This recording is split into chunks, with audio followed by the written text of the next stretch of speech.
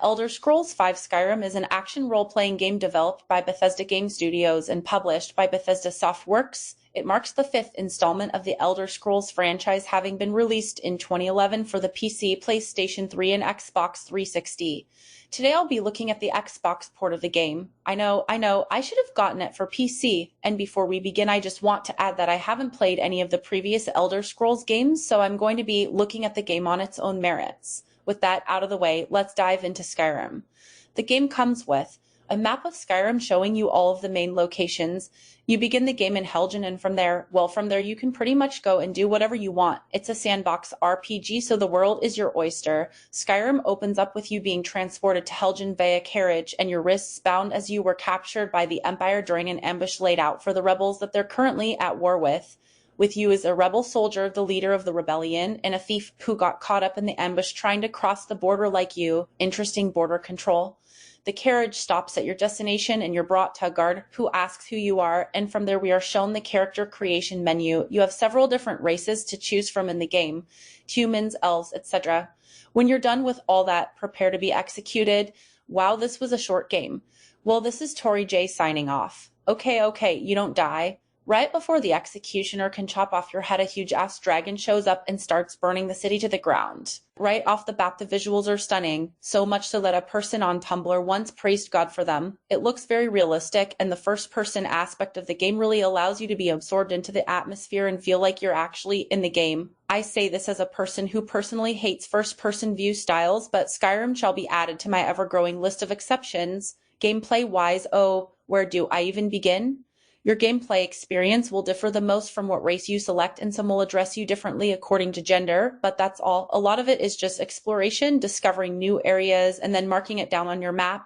The compass is also of good use as it shows direction, locations, and quest markers. You can fight enemies with swords, iron maces, bows, your fists if you're feeling lucky, and even magic. Do keep in mind that if a weapon is too heavy, you'll only be able to hold that with both hands and won't have room for the shield. Always mind your stamina when in a battle. When it's too low, you won't be much good to anyone. There are potions and food available in order to replenish both health and stamina during battle. The game has 3 class archetypes to choose from: the mage, the warrior, and the thief. Each class has a set of skills that you can strengthen and various perks that come with them. When you start fighting, you'll be like most people who pick up a sword for the first time, extremely bad at it. Keep at it, raise your skill levels, and you'll be kicking ass in no time flat. This can be extended to all skills in Skyrim pretty much.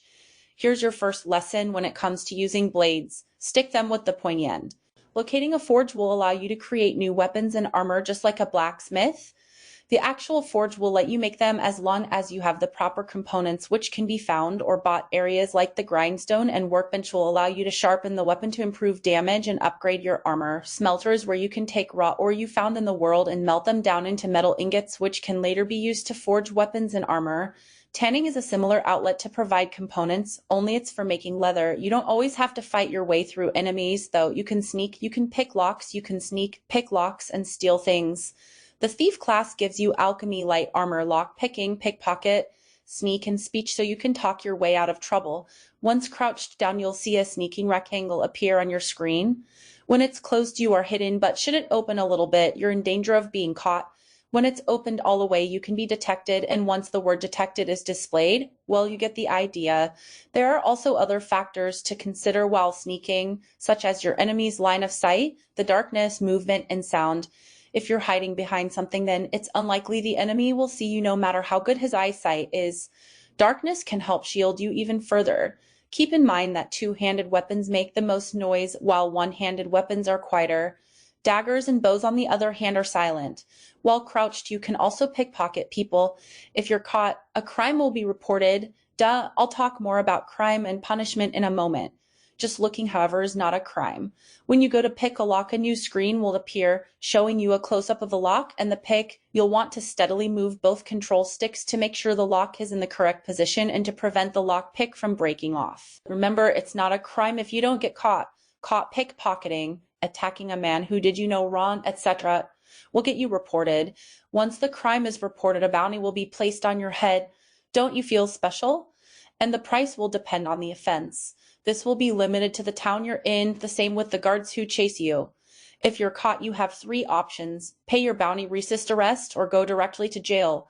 Paying your fine will avoid arrest. Resisting will cause a fight that may be able to be stopped if you yield, and going to jail, you can either pick the lock of your cell and sneak out, or just serve your time.